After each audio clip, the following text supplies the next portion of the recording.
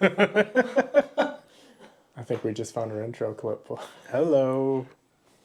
Brett McComas, Mr. Tartar Walleye. We'll leave my name, you know by now. What do you think they call me? Big Red, probably. I get Ginge, Lobsterson from my Fish USA boys. We got a smoke fire spoon color called Lobsterson. That's right.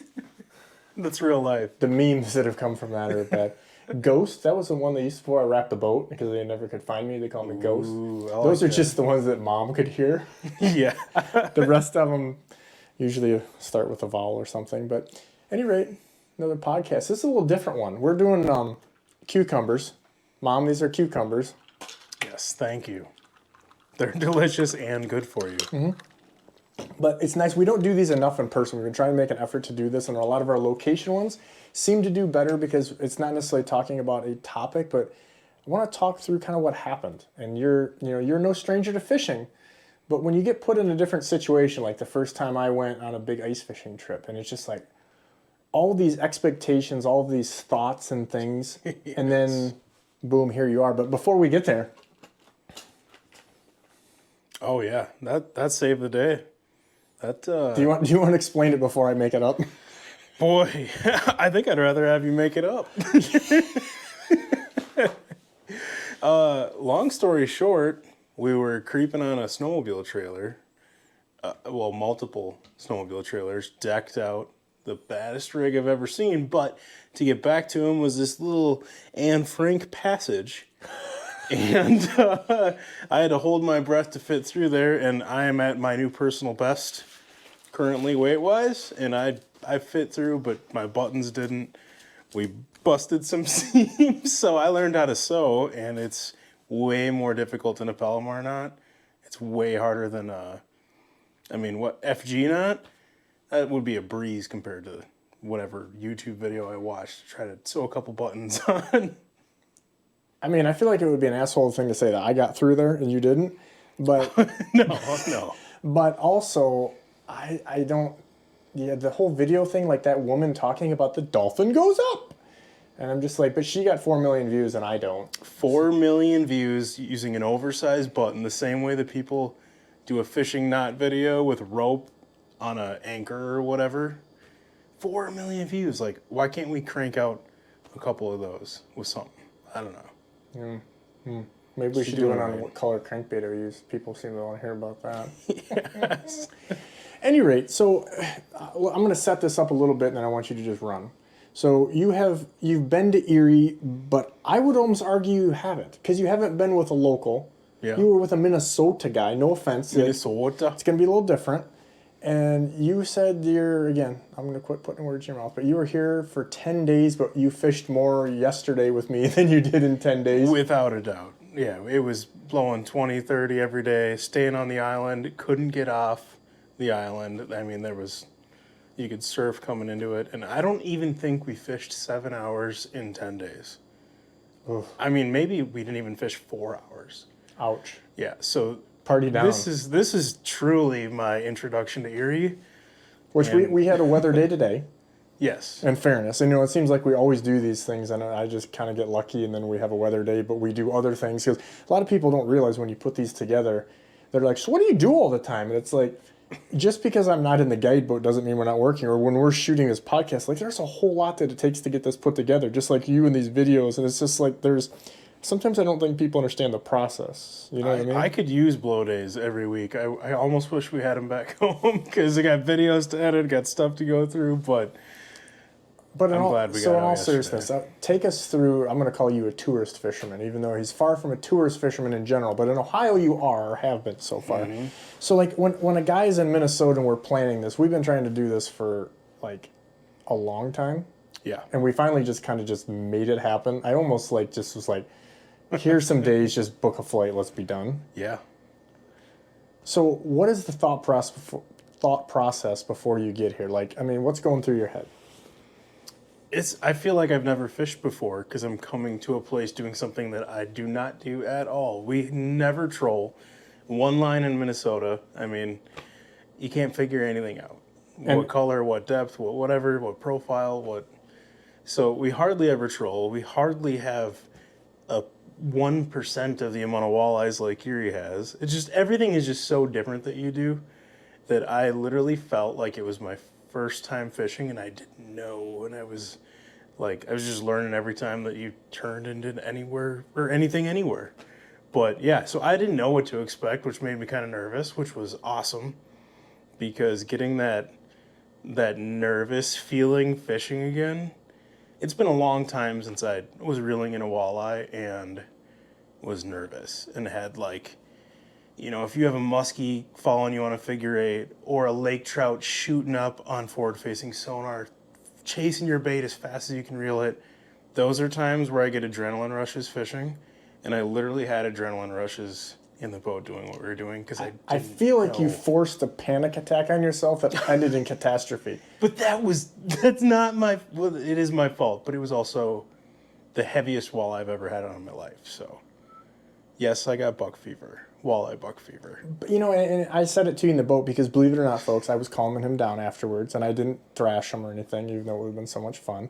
But but it was because I've seen this so much with people, right? And I think it is the people that don't do it are chill because I don't think they care. And it's at the same point when I see that, I would rather see somebody, honestly, I don't want them breaking my rods, but I honestly want someone in the boat that is pissed when they lose a fish or what do I do? Or it was, because sometimes it is something that you do. Yeah. And I think we'll get into that. I think we learned a few things together. And I think I can tell people till they're blue in their face, but until you do it on your own terms, that's true of life stuff, right? Yeah, for sure. That you got to just okay, I thought I wasn't going fast, but now after fish number 5, I realized I really was. You got to get it here. But you need those bad things to happen to learn for sure, not just fishing, but in life. You got to have, you got everything. You got to have good days to know bad days and all that good stuff. But I got to be honest, our first fish out of the gate that was without a doubt a double-digit fish is not normally, even if you were a guide client, that's not how, because it's so anticlimactic. Yes, I want you to catch your biggest fish, but I don't want it to be the first one if I'm really picky. Yeah, no, for sure. Right? And then you're just a little bit of buck fever came in. I felt like you willed yourself into it because 10 times you're just and I was kind of a psychiatrist there. I was trying to You were talking me off the ledge. I was talking him off and he still fell, but I mean, he still fell. If you weren't there, I would have been go pop, explode, gone. So at least I got it all the way within 25 feet, 30 feet. just enough. If we would have had a little better conditions, you could have seen the bad. I'm glad we didn't see it because we had at least 12 feet of line out of the water. I remember saying the clicker's at 35 feet, and couple cranks later, then it went boom, boom. So yeah, and half that line's out of the water. I mean, we were inches away from seeing it. But in all seriousness, your reaction and all that, even though you're much chiller than me, where I would have had to give a couple things. I promised you I was hurting. Yeah, I could tell. But as a guy in my situation, I appreciate that more. When someone's oh my God, this guy, can you just chill out? And I'm I don't want someone that loses the biggest fish of their life and sits down and is we'll get him next time, Jim. Yeah. No. But you know what? We did get him next time. Can we talk about that? Let's just hold your horse. I want to get back into. All right. Because I think this is in a different way. I'm doing this for my own. Sure. But at the same time, the people listening to this, a lot of these people, yes, are Erie people, but you would be surprised how many people we have from Europe or Canada or the Dakotas, and they're thinking about coming here. Maybe they're watching this, they don't know who I am, but they're they know Tiger Walleye, right? They know Big Al Linder and Brett McComas or whatever it is. But and so they're thinking about planning a trip. And so walk me through, granted, yes, you just showed up and I was handling that a typical kind of guide trip or whatever. So maybe some of these people are bringing their own boat, but I kind of know your headspace as you were coming here. And again, yes, it's going to be different for you than Jim Smith from, Dubuque or something. But what's the thought process? What's the... Now, I know you'd been there before for 10 minutes when you went over to stay on the island, so a little bit of things you kind of figured out. It's big water. You go places you can't see shore. You might as well be in the ocean. I didn't know what to expect other than following your social media and picking up the clues. And, dude, I've never depended more on somebody letting me know what to expect. I guess I don't know. It's a whole new world. I've been so sucked into the forward-facing sonar thing, honestly, that having to pay attention to details and stuff, and we can talk about more about that later, but this is such a 180 from how I've walleye fished for the last 4 years, and even before forward-facing sonar. I grew up a bass fisherman, so I'm snapping plastics in shallow weeds. I'm trolling motor on 80, and not because we're trying to go 2 miles per hour, because I'm just covering water, fan casting, ripping baits, whatever. I don't do the trolling thing a lot, so I didn't know what to expect. And I just first reaction am so blown away about the science and the technicalities of it. Because you think, if you're from Minnesota and you're like, oh, you caught him trolling, you're just picturing some 72-year-old dude with That's very specific. It's because it's what it is.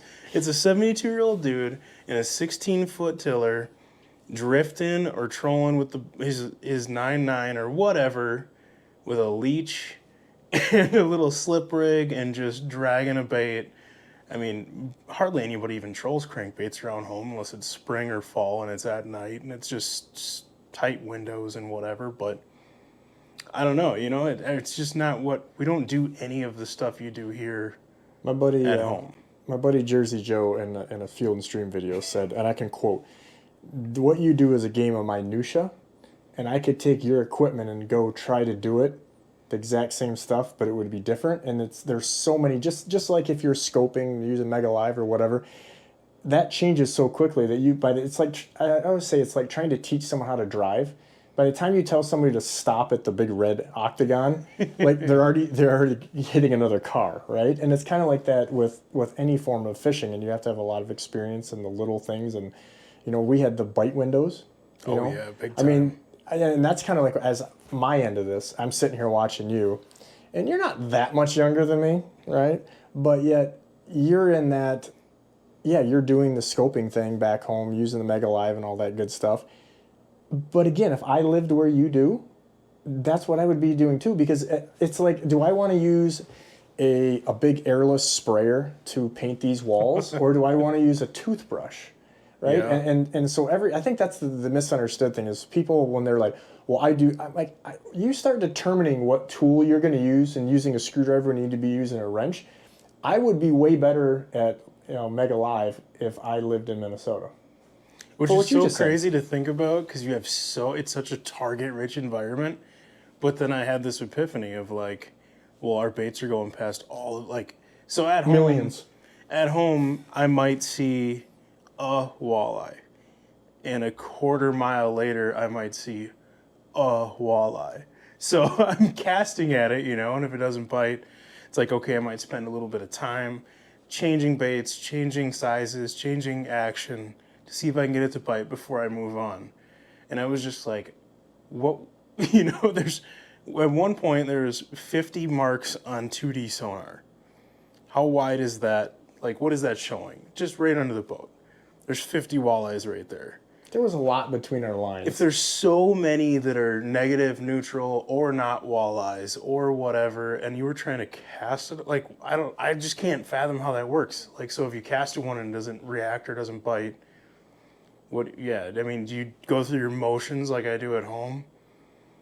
And like, you couldn't do that. There's so many marks or whatever. I don't know. It's just so different where you're covering water, you're putting your baits in front of so many fish's faces, and you're getting the ones with the right attitude, the right whatever. Well, it's just so different. You're covering, let's say, roughly, conservatively, 200 feet wide. Me and you were the only ones in the boat. We're running 6 lines. So we got 4 more in the water. We don't have the coverage. A majority of our fish came out farther. Some of the bigger ones, which we'll get to. And I can just see backing this thing up, like we had Mega Live down. We were watching the fish and we were seeing, where in the column. And it was like, in the cleaner water, they were spooking. Yep. In the dirtier water, they weren't spooking as much. And so it's like, even if you're not using these tools, whether you're 72 or you're Minnesota or whatever, you're a fool. Yeah. Because these fish, and people are like, oh, it's just, I got news for you. You can watch those fish all day on Mega Live. And I've done it ice fishing where you're like, you feel like you are not very good. And because the fish still have to bite, and there are windows they are not going to bite. And we went over, that's like I said when we were in the water that day, I was like, compared to the people around us, you were kind of keeping an eye on things. We had a better day than most, is maybe I can say that. He's being super modest right now, but I'll flat out say I saw 5 walleyes caught the whole day out of however many boats were around us. And it's not like I was sitting there hawking going like this, but it's pretty easy to see when somebody takes a 20-foot net and lifts it up like that to grab a walleye. I saw 5 fish netted in 12 hours.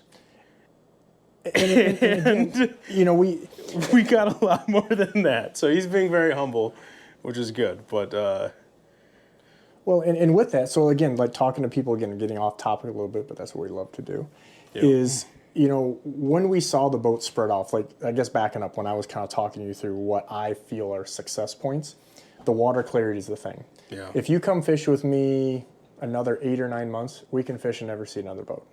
Sure. Because we can't. You know, if you got enough experience in milk runs and fishing different things and fish spread out. Right now, we've got a large percentage, we're talking springtime, if you guys are watching this later on.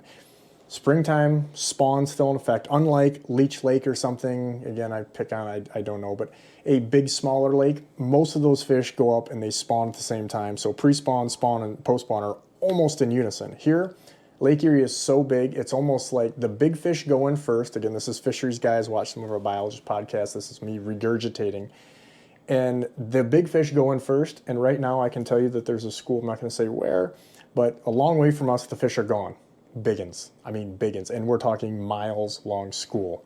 Okay, unfortunately we couldn't go there because the water was chocolate milk and no good, or we would have been on that and probably somebody else would have figured that out too. But the point is the lake gets really small when you get into that really clean water. Me and you, we edged out in that, couldn't catch them, saw nothing.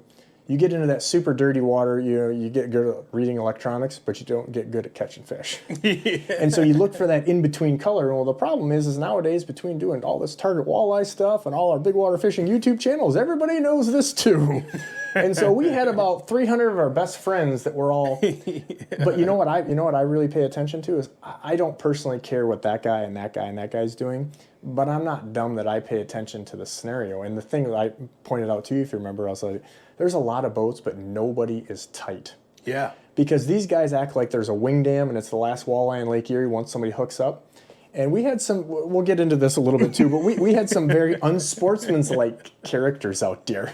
Oh, yeah. What would Al, what would you say about that unsportsmanlike character that we had out there that boom, boom, went out right in front of the boat? Oh, yeah, and Bubba. These guys were just like beelining on us. So we're like, oh my God, where are we going to go? Because we hooked up like with one fish or whatever. And it's just like, oh my God. But paying attention to that. So then, you kind of phrase like, hey, do I need to be over here? Do I need to be over there? And it's like, everybody was just all over because there was marks everywhere. Yeah. And, those little windows, I think the hardest thing for you to understand if you came in your own boat or with one of your buddies like you did before is sometimes you have to know, and this is the same with like Mega Live or ice fishing for you ice guys, you have to know what you're doing is almost right and then wait for that window of opportunity. Yeah. And again, I feel like I always am getting ahead, but I don't want to linger. But like, I'll just tell you, I'll jump ahead to one of the punchlines. We caught like 7 giants in 10 minutes. And we weren't doing anything different than we were elsewhere, except for I think the boats cleaned out a little bit. We kind of waited them out a little bit. We got away from them a little bit more. And just those little tiny things and knowing, but having the confidence. I think that's the difference if you were here with one of your buddies is you'd be like, we need to try something else. We need to drive over there. Oh, I'd have been scrambling for sure. Changing baits, changing colors, changing depths, or, bahing. I don't know. Yeah, and that's, it's tough for me. I've been doing this a long time, and I'm not a patient man, but I've learned with fishing like that I don't have it. Everybody's laughing now. What was that? The grandpa? He's rolling. But in all seriousness, like if you're doing this for a job, like you learn, like I'm not patient waiting for someone to scoop ice cream for me, but you just learn when you're in the boat, like you don't have a choice. Yeah. You know what I mean? Like and it's hard, and especially you got target walleye here. Like we want to catch fish, and I still care enough that it doesn't matter if you were a husband and wife from Columbus, Ohio, or we're shooting a TV show or a tournament, I still have that fire to want to win, to For do sure. good. When I lose that, I'm done. Yeah. But it's hard to sit there and be like, we're not having success. Keep doing it. Like, that's actually the definition of insanity. I think it was Albert Einstein that said, continually doing the same thing and expecting a different result is the definition of insanity, which also could be a good thing with fishing, is the definition of insanity. But again, getting back into, like, so we get there, pick up where you will, but give me, your kind of thoughts on the day as things progressed and whether it was good, bad, or indifferent.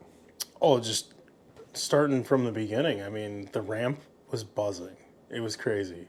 You gave me a heads up it's going to be busy, but it was really busy. I mean, for whatever day of it's midweek, but it was Wednesday. But the wind is right, and I feel like that's probably a big determining factor around here. Which, like, especially around home, today, if it's blowing 40, I can still go out on a 300-acre lake. So I'm sure that's a big difference. But yeah, just the buzz around the ramp and around town and stuff is freaking exciting. But then getting out there, and instantly the thing that caught my attention is you're looking at your graph, but we're going like 20 or whatever, and you're looking for fish, and I think we're still driving to the spot, but then he does this big loop and he's turning around, and then we come back around the same area, and it's like, we're not driving to the spot, he's freaking scanning while giving her. And so then the second we get off plane, I look at the graph and you see all these little tiny marks because we were going however fast we were going. But then the second that boat is in neutral and we're going 2 miles per hour drifting or whatever, mark. So, big like, bananas. Instantly, I'm just like, oh, wow. Like, that was, I don't know, that was just super impressive right off the bat. It's amazing to me right now, and again, I'm not picking on things. I run a Ranger fiberglass boat with the step, and it makes it way easier. Not saying you can't have good results, but like my setup, and again, if you guys haven't watched any of our other stuff, go watch some of our electronic stuff, because my deal is marking at speed. When I said about being able to fish not around boats, it's not because I have some secret wing dam. We don't have structure spots like that, generally speaking. It's because you just find fish that once they're spread out that nobody else is on. Like if I see 10 boats, I'm just like, I'm going to keep going. And you can do that, but you have to have that confidence in your electronics. And I got to be honest, like right now, I don't have as much confidence in my electronics because we just switched. I've been using Humminbird Helixes for, it's not 15 years, but it's close. Yeah. And I know that it's like someone when you're driving a car or something and then you get something different. It's like, it's not that you don't know how to drive a car, but that 3/4 done truck. You just said you in the rental car is a great example. Awful. Hate it. You just told me, he was like, I haven't driven a car. I couldn't even tell you when. He's in this tiny little rental car. And but the same thing. And so I've got this new Humminbird Explorer, and they mark a little different. And I can tell you, I don't know. I haven't even talked to anybody. I'm probably getting in trouble for saying this, which is always amazing. But I feel like the marks are bigger on the Humminbird Explorers you're going. Now, it's hard to say, and the reason I say I'm not sure is because we've been over a lot of 7 to 12, 13-pound walleyes. Yeah. So I don't know if that's just that thing, but I believe, because I've heard in the past a lot of people as they do these seminars, they're like, hey, brand X and brand Y, these fish are just marking bigger. And I'm like, sure. You guys have to understand, this is a mark going down, and it's interpreting it. There's algorithms, there's basically a computer in there, like a formula that helps formulate what those look like. But so I can't say for sure yet. I don't have enough time. I'm not that guy that acts like he knows everything. But I will tell you that I felt the Humminbird Helix was easy to market speed if you had a little direction. Like if you watched a few of my videos, I've had guide clients who come to me and they're like, you've made this is 2 + 2. I'm using a calculator to do math here. This is simple. It worked for me. Boom. Yeah. But now I would tell you, like, the Humminbird Explorer has made it way easier because I think that they've made adjustments and things in there that you need even less. Like, I feel like you can almost turn it on and go, and maybe it's not perfect, but there's a lot of things in there. Like, one of the things, and maybe this will relate because you've got an aluminum boat, so it's going to be different. I hear people at seminars, just this winter, I did a pile of seminars, and people are like, I moved my transducer 7 times. That's not it, man. I'm like, well, you can move it 35 times, just like going to fishing spots. That doesn't mean that you're in the right, thing. That tweaking and just the angle, the height, and all that stuff. But also having a separate electronics battery. Do you have For that sure. in your boat? I do. Yep. Finally. How that clears that up. Yep. I mean, and just for so many reasons. And again, I don't want to beat the horse. Go watch some of our stuff on that. We have videos exclusively on that. It's not a gimmick. It is the real deal. It's so many advantages to it. I don't know that there's a downside besides obviously it's going to cost you a little more to set that up initially. But if you can't market speed, you're in trouble out here. And I only started doing it after watching your YouTube videos, and that was even before I think that we ever really chatted or anything. First time I saw that. And even around home where you don't have a zillion walleyes and it's not all basin stuff, last year was kind of the first year where I really put the high-speed graphing to work around home. And you can absolutely find fish, even on average central Minnesota lakes doing it. You can find bottom hardness differences. You can find bait fish. I mean, it's Bait fish crazy. is a huge one to me because generally fish aren't far away. Yeah, right? They don't go far from the grocery store. They don't always eat, but they're there. But no, even on an average lake in Minnesota, you have to creep on some of his high-speed graphing videos and start applying it around home, I'm telling you. You can't fish at 0.5 to even, like out here, guys are like, oh, I'm going fast. I'm going 2.5 miles an hour. Like on Lake Erie at 2.5 miles an hour, you're not even going to get across it. That's some big water, man. See what he did there? It was some big water fishing. So speaking about big water, did you, as those waves start to build on any of these trips, get a little woozy? I didn't, surprisingly. I didn't know if I would or not. I've never really had the motion sickness thing unless I'm reading in a car. But, I mean, we didn't have the big dogs where it was really, so I don't want to jinx it and say it doesn't happen to me, but... Yeah, well, I mean, if you guys only fished 7 hours in 10 days, I'm thinking you were being very particular. We did go out one day when we had to go around Bass Island or something, and I know we had like a half-mile strip where it was pretty big, and I will say I did feel like I didn't get sick, but it was really short. I felt like woozy? What's the word for it? I don't know, like the butterflies in the stomach, kind of like... I don't know. That's getting seasick. If it was like that Brett, all Brett, that's day, getting seasick. okay. I mean, I guess I get seasick. So were you in a tiller then too? No, it was You get a wheelboat? 20-foot aluminum. I mean, I got tiller life too. Yeah, no, it was a 20-foot wheelboat. Okay. Which out here is small. Guys are probably just pussies, but apparently I get seasick. Yeah, maybe that is. I don't know. I suppose if it was 8 hours straight, because I mean that was like a couple minutes of cutting across, and I had that weird butterfly-y, like, I don't know. If it was 8 hours straight, I'd probably die.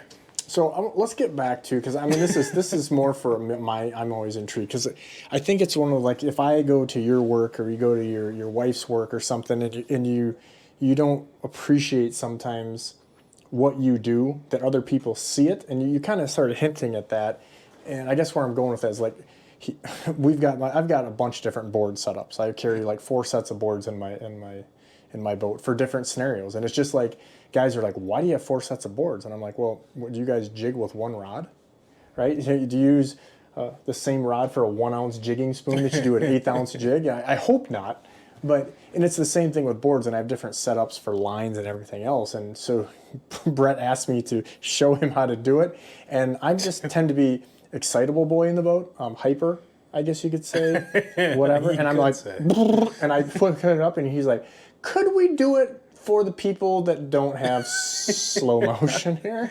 Well, you even knew I was filming at that point, and I'm like, yeah, give me a rundown of how you do it. So he probably even slowed down a little bit, knowing it was a video, and it was like, gone.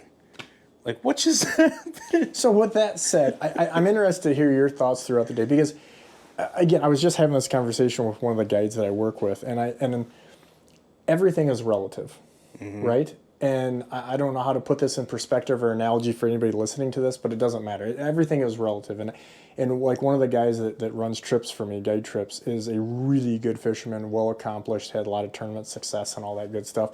And sometimes I have to tell him with the guests, like, bro, ease up because someone just caught their personal best fish. He's sometimes not happy with his performance or the day's performance or both. Yeah. But yet, like, it almost like rubs off negative energy onto this like husband and wife Right. couple because they maybe aren't amazing fishermen and they got their limit, or they were throwing fish back. When people see people throwing fish back, or they take a picture of obviously the biggest walleye, they both get their personal best and all this good stuff, longest fish. But you're like, man, we could have done, and it's like, no, Yeah. no, don't put a damper on this day, and that's the thing here because it is such a magical place. It's probably the only thing that I think when you hear of something like, you know, on a trip, hunting, fishing, whatever it is, and then you go to the place, you're like, yeah, it was really good, but they built it up like a movie. They built it up so much that a good movie is not good because your neighbor hyped it up so much. So where's Erie at like that for you? Well, yeah, that's actually funny you say that because, yeah, the Erie hype is so crazy. But also, I'm not saying you were negative, but you did let me know that it was a tough bite and that, you know, things were going on with the water clarity and this and that. I would have not known that was a tough bite because the flurries, when they would come and it was boom, boom, boom, and sometimes it was back to back to back, and there'd be a little lull in between. Your lull on Erie is a fantastic day back home. So if I joke on the podcast all the time. If I lived on Lake Winnebago, I might be a bowler. I mean, and Winnebago's really good. I mean, where we fish 3 to 5 fish you killed it. I mean, like in our local walleye league. Are you listening to this, my guide clients that live wherever you live? I live in Brainerd, Minnesota. It's like known as the fishing capital. That's where Al's there. He's from right there, yeah. It's like half the industry works, lives, or goes to that area exclusively. It's crazy. And even for walleye fishing, it's known as a good area. But our local walleye league, I mean, it's a 3-hour derby, but you got 2 guys. Most of them are local guides, people who spend tons of days on the water. And for the longest time, if you caught, well, the first 10 years I fished the league, I think there was twice we ever brought in a limit of 6 walleyes. Wow. In 10 years of fishing the league every Tuesday. And now, since forward facing, and since we've also done a lot more walleye stocking, which his numbers are up on lakes around there, which is really cool, thanks to the Walleye Alliance. But I think maybe 5 times last year we brought in a limit of 6 fish. But if you get a limit of 6, you're pretty much getting a check. And that's in 3 hours. That's guys who are dialed and they pre-fish and everything. So, like, I mean, if you go out fun fishing on a lake around home, you catch 3 fish or 5 fish, you crushed it. And by Erie standards, that would be... We need to hear this. What are we even doing? Yeah. Like, why? Yeah, I don't know. It's just a whole different world. And yeah, people... The goalposts get moved here. Absolutely. I mean, so we caught 30 fish today. I mean, I didn't keep track, but it had to have been about that, right? Like, yeah, and again, or yesterday. Sorry, I have a little bit different advantage than if you yourself comes. Even though there's a lot of big groups, and so these guys are all working together. But I have people that I either work with or that they work for me, and nowadays with texting and cell phones, we used to use little half channels back in the day in the VHF. But and again, I knew that without even talking to any of the guys. Because I saw the mannerisms of the boats. You said that right away about how they were spread out the way they were and how... And I literally was like, shit. If the bite was really good, how they suck in on each other and tighten up and you just saw them spreading out. And like, I didn't notice that because I don't pay attention to details anymore, which I learned fishing with you today. And some of the specifics they're different details. But it is just so different. And so that's kind of where I want to go then is explain to me, because I think that sometimes I can't see the forest through the trees because this is what I do all the time. So I know what I know, right? So what are some of the details that you saw? Oh, I don't even know. We would need a 10-hour podcast for me to go through all the details that I saw today. But, I mean, like, just everything you paid attention to, I remember a specific fish catch where you turn the boat hard left and instantly, like, you look back at the rods, and right after we were turning, then a board sinks back. And it's like, boom, he liked that bait stalled or whatever. And like there were so many different things today where it was, oh, this is crazy too. There'd be 6 lines out and one goes back and oh, that's the deep husky 60 back. And it's like, dude, you would be telling me what to put him back, or while I'm reeling a fish in, pay attention to how much line is back, and I'd be like, 80, and then Were you impressed a couple times when I told you how much you had left when we were halfway in? I could not believe that. And you would tell me, and 30 seconds later, after I let the fish go, I'm setting it back out, and I'm like, shit. Was it 100 or 60 or 80? And I was like, I don't want to have to ask him because that admits that I There's a few, and you guys may see this because there was some video action of this, of assault, I'll say. There was a few times I was like, hey, Scoper, apparently you don't need the numbers. Yes. Oh, there's so many details into what you do, which I never knew. I'm going to interrupt you right there in one. And so for people that are watching this, I tend to give a hard time. Sometimes it's for fun, sometimes it's to try to educate or whatever, and sometimes just because I'm being a dick. But I guess we can decide which one is which. But we had guys, and again, I don't want to get into this point completely, but we had people that were maybe not being so nice. But we had some people that were very close to us, and I said to you, like, there was 4 guys in a boat, and they were sitting in it like they were driving in a car, like sitting in the seat forward, and the rods are back here. And I thought to myself, like, how would they know? Did they wait for the board to bury? Because we had some big fish on. If you see this, we'll listen to this before you see the video that comes out with Target Walleye. And it's like, even an 8-pounder or whatever doesn't necessarily, we had some that like you didn't even know they're on almost. I mean, I did, but they didn't give you those indications. And so to your point of like, when I turn the boat, I'm not looking, I watch the rods because I want to see if they hit on the pause or the speed up. I want to see immediately. And then sometimes I also take the slack up, if there's some in there. And so it's like, you do have to pay attention to everything. And just with what you saw, you remember we commented about these guys, like, they're not even watching their all own facing rods. forward. And it wasn't even because the wind was like They were had their sitting face into the wind. Into an east wind. That was the first thing I thought of is, well, maybe they're cold and they got their back to the wind with the hood up. And it's like, no, they're all just sitting like in a forward focus facing forward.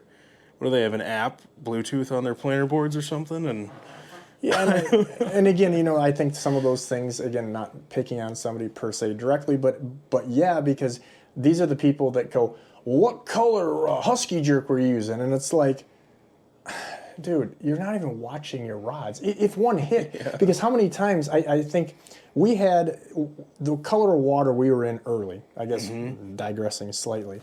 I told you, hey, this is too dirty. Yep. This wind's laying down. When it does and the sun comes out, I'm like, and honestly, I'm almost like coaching you like a psychiatrist because I want to keep you engaged. You know what I mean? That's just that's what I do. Like a guide is a psychologist. Yeah. And I also, at the same time, probably calming myself down. But that happened, and it's like, but paying attention to when those changes, we saw some boards go back. They definitely had a fish. The water was probably too dirty. They slashed at it, barely got hooked. But that's an indicator that I was like, I kept a bait out that ended up being our best one and our best lead because we had 2 swings and misses on it. And so, something as simple as that. Just seeing it do a little bop and gone. But can you imagine if I'm at a seminar and they're like, give us your top 5 tips. And I'm like, number 2, watch your rods. They'd be like, because we came up with a new term on the fly. Do you remember the new term? I should trademark this before I say it out loud. Ohio bobber fishing. Yes. Like, we came up with a lot of new terms, but I do remember. I love Ohio bobber fishing. I'll cheers to that. And cucumbers. Brett has been introduced to cucumbers. He's on a health kick. It's a health kick. Yeah, getting my vegetables. You got to have them in copper cups too, but copper cups, and then also shameless plug. Fishing. Rapala stainless steel. But so again, I kind of jumped on you there, but so some of the other observations that you were like, really, or are you paying attention to that? I'm like overwhelmed right now because there were so many things. Just every single thing that you did had a reason and a. I don't even know. I don't even know right now. Well, I would tell you one that, again, it's because you didn't do it, and I've had a lot of case studies, right? Like, you see people, they all, like women in the boat all tend to do the same things. I guess you're going to chalk it up to human nature. Guys tend to all do the same things. And it's often not what I would say is the correct thing or things that help us. And so I would say with you, and this is crazy to say this, right? Because it's like you're an accomplished fisherman. I wouldn't want to fish against you for money, you know, in the Brainerd chain of lakes or whatever. I mean, I would take Gary Roach as my partner. So, I mean, I have that going for me. But I would tell you one of the biggest things, again, when I go to a seminar, and I don't really, I kind of almost don't call it what it is, because then people are immediately like going to tune it out, you know, like when they're telling you, it's like a 1980s Nancy Reagan "Don't do drugs" commercial. Like no one's listening now. Reeling the fish in and how you do it. Oh my gosh.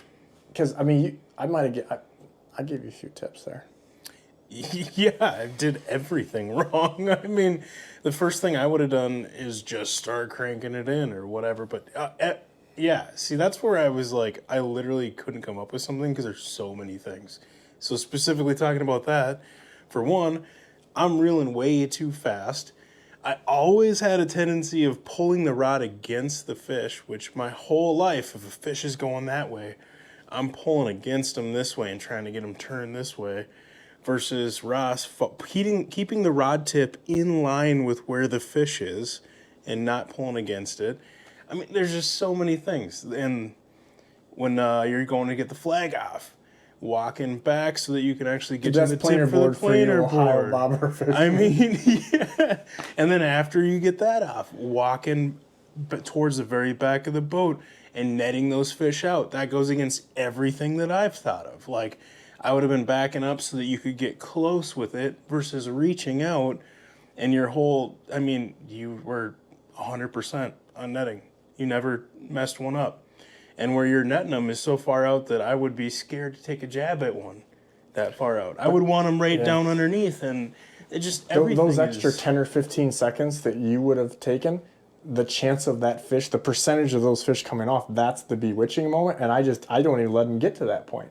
And there's so much less pressure because, again, to kind of finish your thought a little bit, or what I preach anyhow, is when you're out there with a planer board, I don't care if you're slip bobber fishing, when you're at the end of your cast or the board's out there and you've got mono, like I'm using CX Premium P-line, it's a co-polymer, but it's got a lot of stretch in it. We're using it on purpose. We're not using braid for that.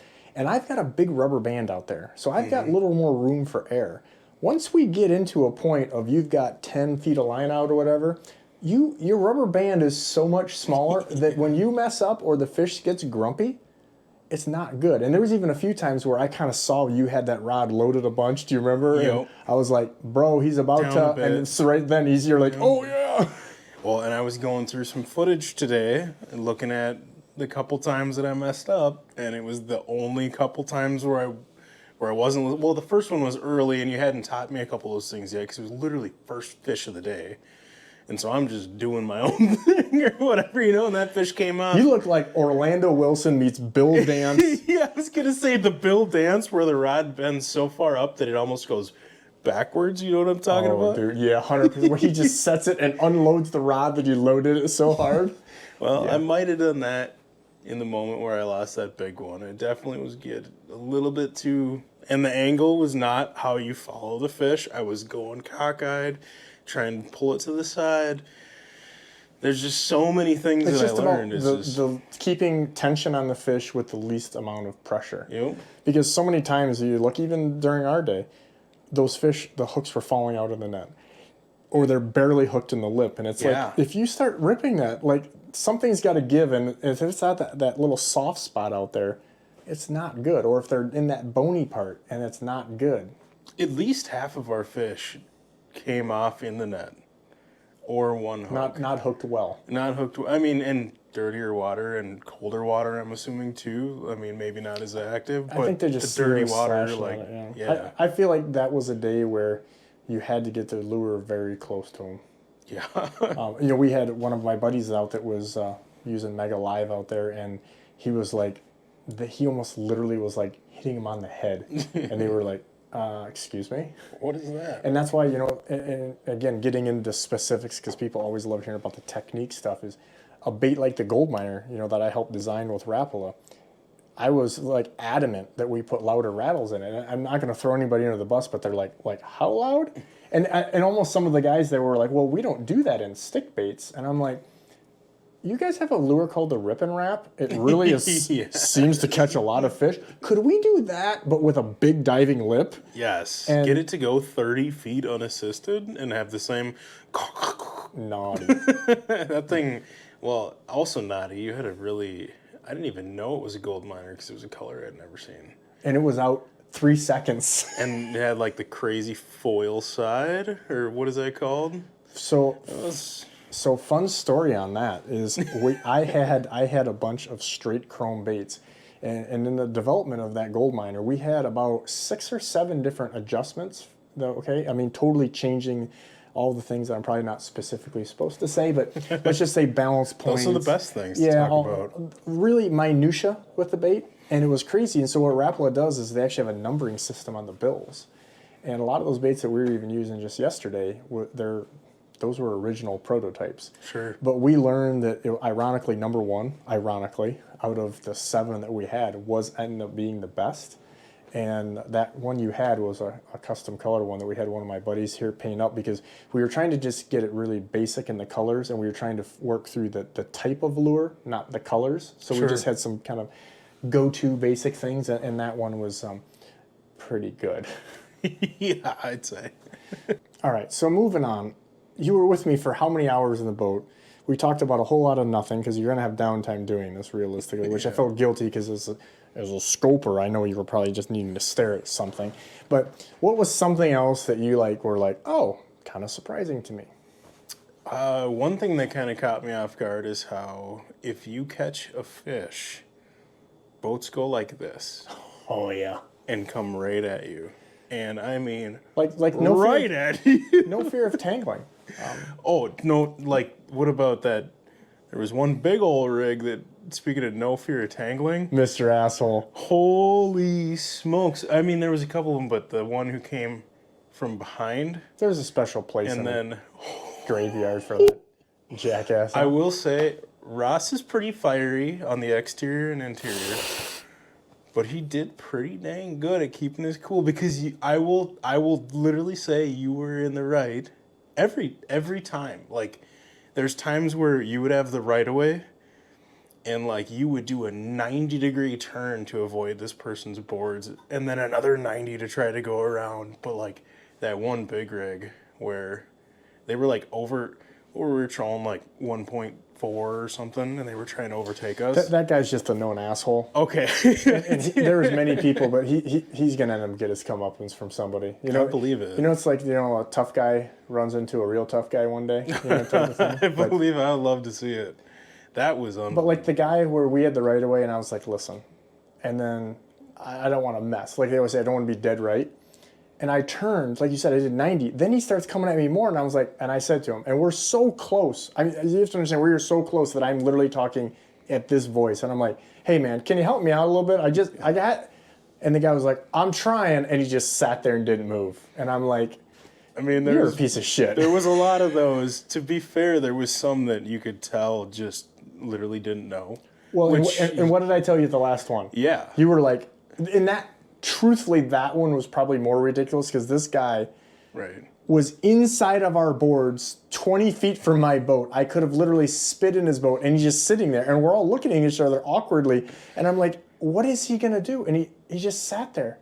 And I'm like, he has a trolling motor down, he has a motor running, and I'm like, you're going to have mono in your motor in a minute. But you were very nice to him because you could tell that he had no clue if he was coming or going. The other yahoos definitely should have known. He's just an asshole. Okay. He's just a guy. He got picked last for dodgeball. So he's a known guy. You've seen him out there before. Oh, I've heard. I have people have had run-ins with him.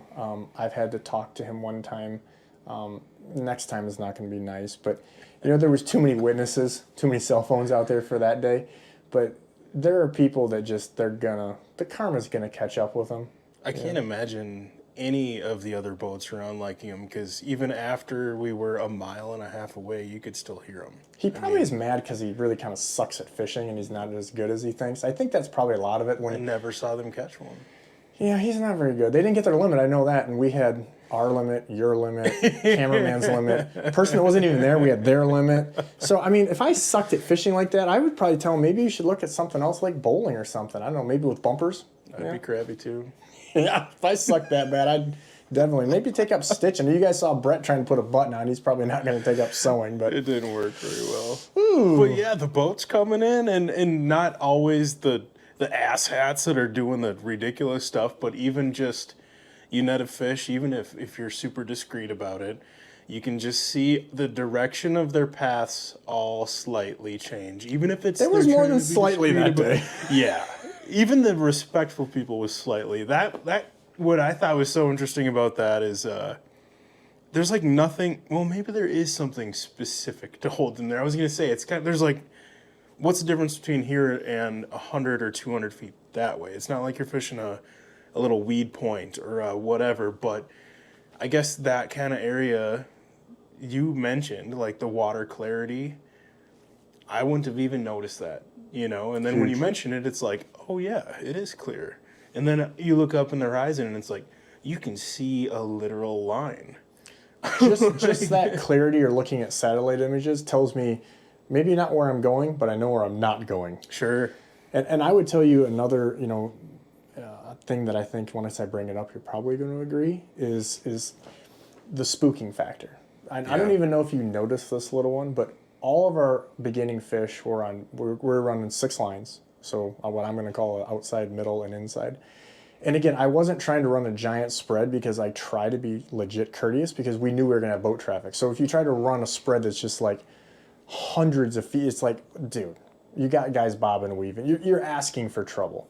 But at the same point, did you notice we did not have a fish on the inside board? I think there was like one all day or... Well, we did, but it was at the end. Yeah. And it was when I started pushing those out when we had less Yeah. boat. Everyone, so again, a little more backup on this. Me and Brett decided, I told him it was a 2-sandwich day. And when the people in Bigwater camp hear 2-sandwich day, they know, like, don't hold dinner, because we knew today was going to be shitty weather. Like, you've got to at some point just understand what you're dealing with here. Yeah. And it's not like, well, I'm going to go every day. No, you're not. When they start restricting the ferry boat traffic, it is what it is, right? And so knowing that, we stayed out, and a lot of the people they ran out of snacks or whatever their deal is. When they left, Yeah. the bite became better. We made a little move, it became even better. But I was able to push those boards out farther, and we caught way more fish. Yeah. And still, even with that said, in that dirty water and all that, we're not going to tell them yet exactly, but your biggest walleye of all time came to the boat that day, and it was 125 feet away from the boat. Yep. Far. That was our farthest outside. That was also at the same time where it went back to back to back fish. Like, set one down in the net, look up, oh, there's another rod. Oh. And yeah, you're right. We sent the baits up farther, and I didn't even know that at the time. But now that you say it, now that you mention it, dang. Well, and even there, where I was intending on going to get away from the traffic and the winds had shifted, Yeah. I stopped and did another one of my circles, my infamous circles, because I was like, they're here. And there was no boats. Relative. There was a couple Nimrods that started doing circles. Remember we saw a board and I was like, oh, his board came off. And no, the guy had it like 300 feet out. That was crazy. I'm like, Then the wow. board started moving. That was just drifting off into nothingness. But so another one I would say is, putting words in your mouth a little bit. I think we talked about it is current. Like, I don't think a guy that's from Minnesota, yes, if you fish the Rainy River or something, but when you get into a lake that you're fishing, Gull Lake or something, you're not thinking current. It's not affecting your daily. Not at all. And there is current in all of those lakes, but it is so unnoticeable that it doesn't position fish. It doesn't change unless you're talking about the wind has been blowing for 3 days at 30 miles per hour in one direction type thing. But other than that, the only time I've ever noticed current is if we're using an underwater camera ice fishing, and you don't see it at the time, but when you go back to go through the footage, if you have a 1 hour underwater clip and you're skimming through it looking for the fish catch, you see the weeds are like this, and they're like this, and they're like this, and it's like, oh, what? They were moving the whole time. But no, we don't pay attention to currents at all. And then when it's like, oh, those last 3 fish came when we were going, what was it, south? I don't know my directions. I'm not from here. But 3 of our fish came from going the same direction. And then you go the other way, and it's like, don't get one. Go back the other way, get bit.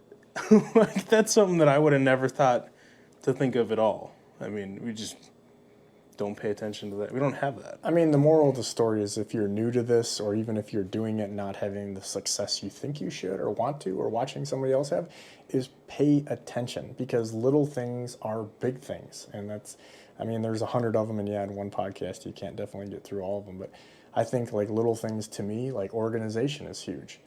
I mean, just getting ready when you get that bait that's going and you know you got another one. The guy that's spending 6 hours trying to find it, not watching rods or driving. It's truly little things like that, or making sure your crankbaits are in tune. And well, I did notice. So I don't troll a lot. I've been in the boat with some trollers and stuff, but one of the things I didn't say earlier that I noticed right away is you get set up and out so freaking fast. Anytime that I've been out trolling or with somebody else, you're stopping and you're giving yourself a quarter mile or whatever to get your lines out, get your baits down, a half mile. We ain't got time for that. Yeah, you were out and fishing by the time I put a shotgun mic on a camera, and it's like, how do you already have 6 out? Because at the same time, you've got these boards going back on their own with the clicker, and you're reaching up and stopping this one and like not even looking because you're doing this other one, and it's like all of a sudden they're all boom, boom, boom, staggered and nice.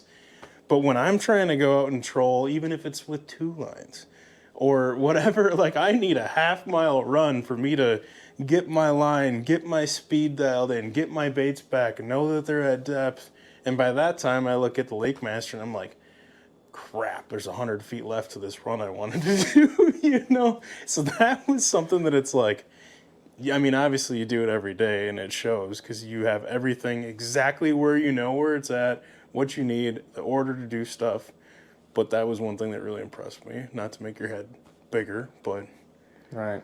Yeah. Unbelievable how fast you get fishing and how fast fish go in the boat then. Yeah, because bigger is what we ended the day with. I mean, I'd be interested how many people either, watch this. Maybe we can even get this linked in or whatever to the video, vice versa. But that see, like, I mean, I've caught a lot of big fish. Like, I had one winter I caught 100 over 10 through the ice. Like, I actually started keeping track after, like, 10 because I was like, oh, my God, I caught 10 over 10. In one winter? In one winter. It was 2014-15 winter.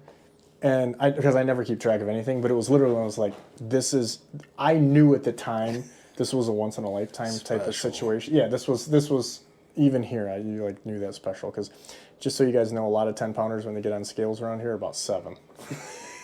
I'm just throwing that out there. But so why don't you walk us and talk us through your biggest one? I mean, just in case they haven't seen your video yet. Well, first thing first, everything that I did was Roscoe's, here's a fish. So it was really easy for me to put that bait right in front of that fish's mouth because I got handed a rod. But the thing that I noticed right when I got handed it is, whoa, this is heavy. It's not as heavy as the one I lost to start the day, but it's heavy. And I'm super thankful that it bit at the end of the day because I felt way more confident in following the fish, helping to get the planer board off, just the motions of it. I'm like, it got smoother. We're going to get this fish in. You could even hear in the video, the first one, I'm like, I'm so freaking nervous. I can't even talk because I don't know what to do. Should I reel? I'm like panicking. And this one I was like, okay, this is heavy. It's like that Steve Carroll or whatever, The Office, like, it's happening. Stay effing calm. What's the procedure? Stay effing calm. But yeah, when that thing was coming in and knowing how heavy it was, and then when it broke the surface, and I'm like, oh, and you're just keeping me cool. Like, you have to be a psychiatrist doing this. So if you guys aren't even guides and you're taking your neighbors or your grandkids, you have to be a psychiatrist with these people. You got to Oh, And because people- if you were all wound up, I would have been a wreck. And people I would are have always, been- they always think I'm wound up, but like I know when I can't be, and it's hard, and that's why I have to end up like, kicking baby seals and kicking puppies and drinking angel tears after one of these things because I'm all fired up and wired up because I had to be nice. Oh, when you reached out with your 700-foot net. It's a 9-foot Beckman, just so you That guys. is not 9 feet. Well, it's a 9-foot handle, semi-custom, but It's got to be at least 47 feet long. it feels like it. And I got news for you. With some of those that came off, you were glad it was a 9-footer. Oh, no. Yeah, when that thing hit the net and when it came in, it was just, holy smokes, the frame on it. So it was 31 inches long. I've never seen anything like that. Just the frame on that fish, and it was clearly post-spawn. I already dropped all those kids off at daycare, and it was still a massive fish. I could not imagine it. Well, and 3 days and so let earlier. me just tell you this, because I hear all kinds of things, and I'd say this. I know you're from Wisconsin, Minnesota, the Dakotas when you measure. Okay, we weigh that shit here. It's all you cull guys in your slot. I get it, okay? Or fish are way skinnier. But I always get these guys, everybody talks tough, okay? But I'm honestly, it's the opposite of what you think. I'm very much a realist. I'm not telling you, oh, that's 12 pounds. Like, I'm a realist with these things. Very rarely, it's very difficult to get a fish here over 30 inches. Our fish grow super fast. They tend to get bigger around than they do this way, kind of the opposite of me. And real talk, the amount of people that even live here that have caught one over 30, not much. And I'm going to tell you, even from there, from 30 to 31, that number drops. Like it's like Sure. the number of people that are 6'6". Not Right. many. Well, then you go, how many people are 6'9"? Way less than even 6'6", right? And I'm just going to tell you that 31 incher is an absolute fish of a lifetime. I don't care what anybody says. I don't even catch that many throughout the season. And yes, if he would have had the kids back in the carpool, we might have been having to like figure something out, like Holy smokes. borrowing a scale or something, because I mean our state record wasn't much more than that. That's But outrageous. I don't want to throw this in there, but it's like I'm not a sentimental guy, but sentimental deal. I went out one day and only caught 3 walleyes. This is when I was still the kid and I was being guided by the legend of all legends out here. His dad had just passed away. He caught 3 fish. One of them was a 35 incher. Post 35? Excuse me? a 35, 34 and 7/8. Some would say we measure them the way we do now. It's 35. So I have aim the fish rules, it mounted. would have been 36 and a half. Oh, pretty much. But so real talk, like I know you can appreciate this. The fish was 14.2 spawned out. Spawned out. And our state record at that time was like barely 16. I don't even know if it was like 15 something, 15, whatever it was. You guys can look it up. But it wasn't over 16.1 or whatever it is now. And I'm just like, I remember taking that scale sample and some of the stuff because the fish literally died in our hands in the live well, and took them to our biologist guys like, hey, is there anything you can do with this? Right. And they were like, that is like one of the oldest walleyes like we have ever seen. Was it 20 years old? I don't remember because this is over 20 years ago. But yeah, just a tremendous freak, and one that I'll never eclipse. And I can just remember being so excited, but then our fisheries biologist, who's now in charge of the whole Great Lakes and a great friend of mine who's been on our podcast, he literally looked at me, he's like, congratulations, you catch him a week ago, you probably got one of the biggest in the world. I'm like, Hey, thanks. thanks. Now I feel like I'm just, yeah. Dude, over 4 inches longer than the Insane. one that we got. No, that's unbelievable. Yeah, and so and just because of the situation there with my mentor and the special. legend there was, you're never gonna do that again. No, those are ones you remember forever. I will remember that 31 incher forever. Now I hope you never catch one bigger, so that I'm always in your brain. Dude, it was a magical day, and we might still sneak up fishing tomorrow. So I hope the weather is not looking amazing in typical Erie form. This time of year I try to tell people when they come with me and they're like, oh yeah, we'd like to go on the 12th and we just want the biggest walleye of our life and we have to have one over 10, and I'm like, are you kidding? Is this like ordering a deer? You know what I mean? Like, guys. And I always tell people, like, if you come here in the springtime in particular, and you come for 3 days, that's a pretty good window. A lot of guys kind of, whether it's budget, time off work or whatever, past 3 or getting tired. is tough. But if you come here for 3 days, I can probably tell you you're going to sit on shore for one day. You're going to have some shitty fishing for one day because of having to sit on shore and it being all muddy and jacked up. And then the next day you're going to have like the best fishing of your life. And that's almost kind of what's happening here a little bit, even though we did it in like reverse order. Maybe the more anticlimactic way or whatever. The way that never happens if you're trying to film. But the only thing that I'm disappointed in, because I realize while I'm now an old guy by definition of this, which is still hard for me to understand, even though I have cheaters on my neck right now. Yes.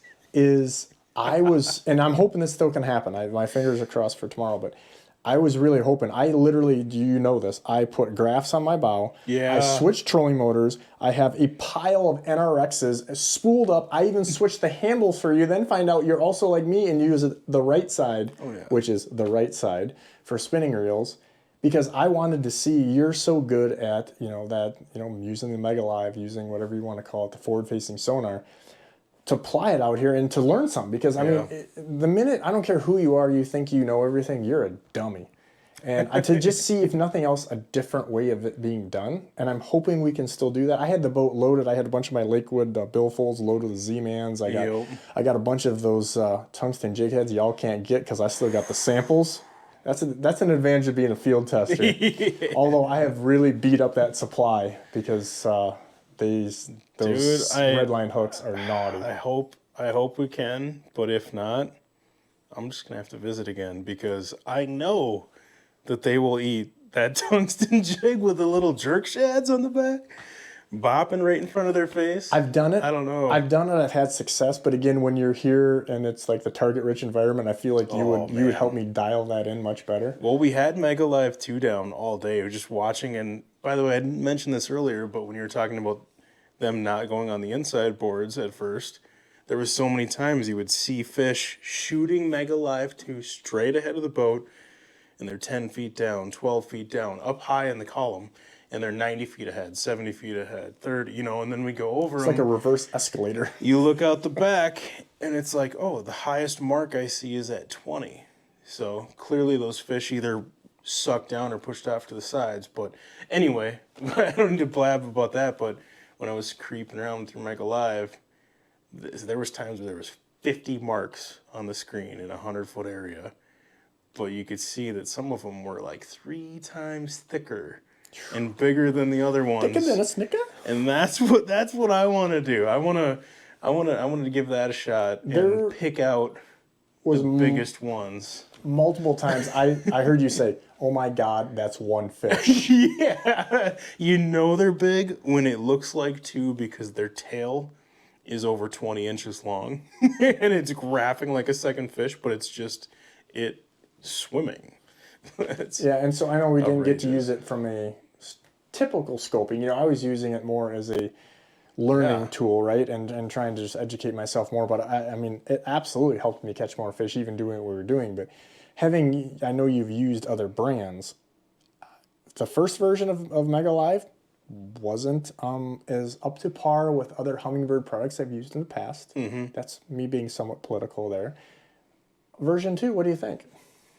It was the first time I've gotten to see it on the water. I've seen videos and stuff of it, which you can't tell, if it's fabricated or whatever, but on the water, super impressed. The first thing that I noticed, which caught my eye, is how when you're shooting out like 80, 90 feet, it was all consistent in the sizing of the fish and stuff. And I don't even really know how to explain this, but with other brands, you look 90 feet ahead, and the marks you see at 30 feet do not look like the marks you see at 90, and you're looking at those marks at 90, and as you're approaching them, watching to see how they change, like if they're a thin line or whatever.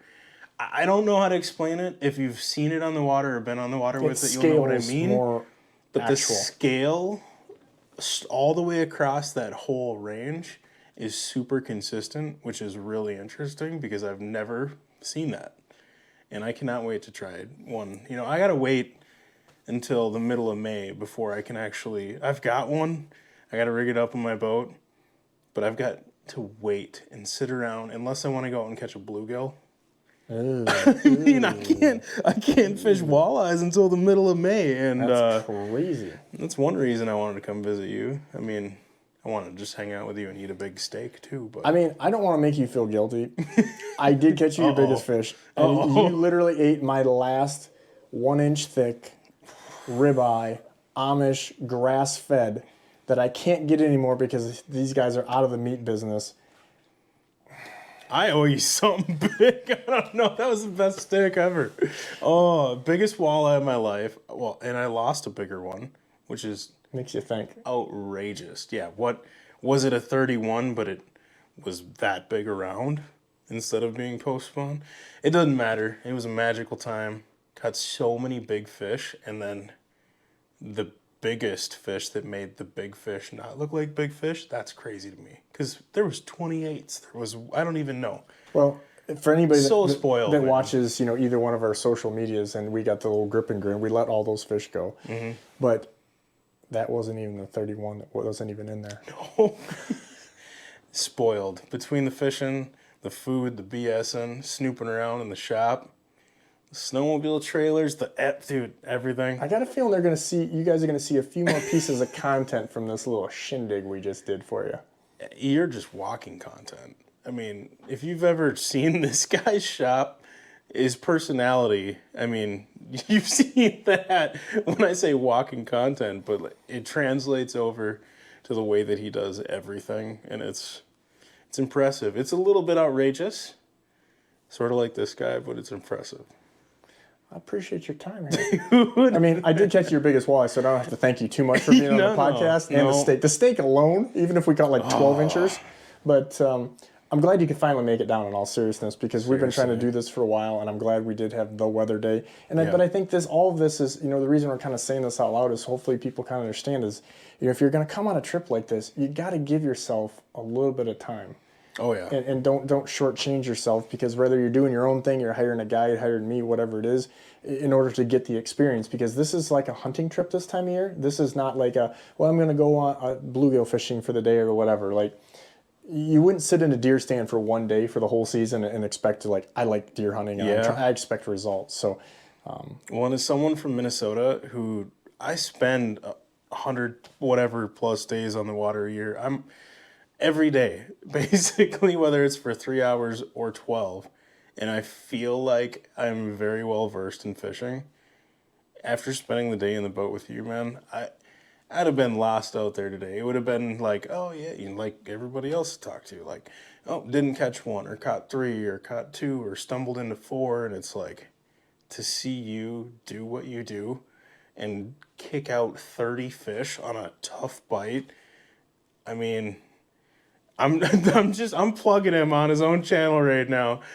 I would consider going with Ross. That's what I would say, or at least listen to his advice and his information, because good Lord, it's a whole new world. Well, I appreciate that. And here's the little teaser. I haven't really told you this, but at the dog days of summer, we can put up 20 fish in an hour and some good ones. And we can go spinner fishing. And you guys, I say, oh, whatever. We've already got videos out with this. And it ain't just one. This wasn't a once in a lifetime. Next time, I even think I almost want you to come later and do some spinner fishing, because I think that will really open your eyes. We do it much different. Sure. And guys that fish with me a lot, if they come for 5 trips, we really do 5 different things in 5 different places. And for me, that's more fun. And I think for the guests, it is too. And or if it's the guy that's just trying to learn like you, and we do something a little different. So honestly, crankbait trolling like we did is not my favorite thing to do whatsoever. It's just what we had to do. And, we couldn't, it was tough enough. Like the guys that were out there scoping, mega living or whatever, they weren't having success, generally speaking. And, those guys that are really good at that, I'm not going to name their names or say anything, but they're fishing a tournament very soon, and they're probably not going to be doing it either. But because it's what the conditions dictate. Yeah. And people always say, what's your favorite thing to do? And this is not a PR thing. This is not BS. Because it's my living, I'm comfortable with all of it. And I don't care. I don't like fishing. I love catching. And with that, we are going to go have some more cucumbers. Well, you got to figure out what I can. I don't know if I have a bite that's worth you driving to central Minnesota, but if I can figure out something that's even this cool compared to Lake Erie, you're invited. Well, if nothing else, If nothing else, it'll just be like a good perspective thing. You like, got 10-pound smallmouth here, though. Shoot. Yeah, no, one of my best buddies has the second largest smallmouth ever caught, largest northern strain, but that's not a big thing. The Great Lakes is a different deal. You know, you get these bigger lakes, big water. I named my business 30 years ago for a reason. You get those bigger lakes, you have bigger opportunities on these things. You just do. But well, if you want to come just have a more challenging day, 20-foot clarity, pressured fish, you get within 70 feet of them, they turn around and go the other way. A really good day, you catch 3 fish, but it feels really good to fool. Let's book this. Come on over, man. I feel like for those that really watch this channel, watch the podcast, because it's crazy. Some of these guys they know Country Steve, they know all these, they know Boss Lady and all this stuff. I feel like Uncle Jer, who's been on our podcast, I feel like he would have to be in the boat if I was going to get like 3 to 4 bites a day. Because I feel like me and Uncle Jer, I feel like that's not a good combo. Might be a new calendar coming out. You guys check out the podcast with Jeremy Smith if you want to know what that is. You should watch it. Until the next episode, yes, we are going to have another cucumber. Maybe go fishing tomorrow. But we killed it. So we don't even have to, but we want to because that's what we like to do. Fishing is what we are. Bigwater Fishing is the site. If you guys, for some reason, haven't heard about us, Instagram, Facebook, all that stuff. We've got TikTok now, which I know I'm mind blown as well. We've got this podcast. We have weekly YouTube videos that we put up. We do a lot of writing of articles in different places. You'll see us on Target Walleye quite a bit. Outdoor Life, Meat Eater, a whole bunch of places. So make sure you follow us. Captain Ross Robertson, Bigwater Fishing. We got Brett McComas. Thanks again for your time. Thank you so much, man. Pardon? Where do we find Brett? I just said Target Walleye, Boss Lady. In case people don't know. Wonder why they call her Boss Lady. No, in case people don't know. What if you had a new listener? Brett, TargetWalleye.com. We are really done now. Thank you so much, man. I seriously appreciate it.